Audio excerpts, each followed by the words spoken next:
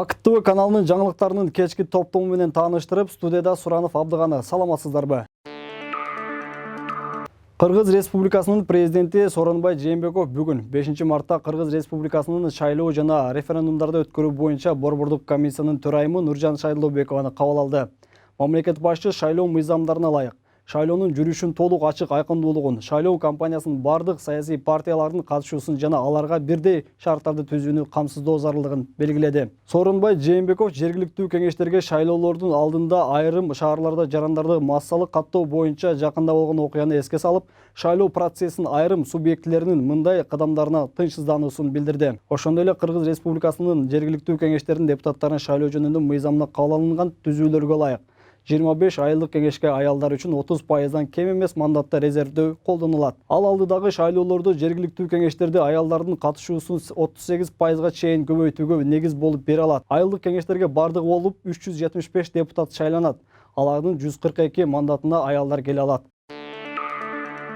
Бүгүн жогорку кеңештин жыйынында төрага Дастан Жумабеков депутат айымдарды жана жалпы аял затын алдыда келе жаткан 8 март аялдарын эл аралык майрам менен куттуктады.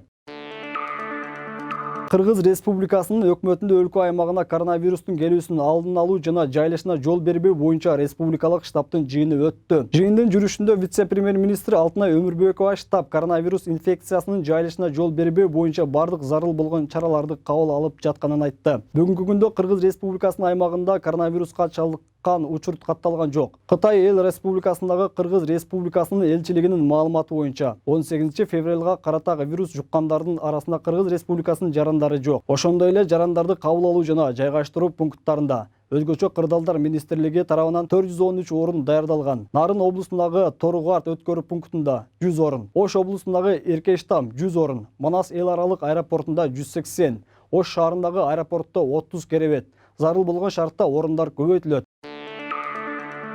Ушул жана башка жаңылыктар менен fakt.kg сайтынан жана fakt.kg.tv Instagram баракчасынан дагы таанышсаңыздар болот. Жаңылыктардын топтомуна ушулар болду. Кечиңиздер көңүлдүү улансын. Саламатта туруңуздар.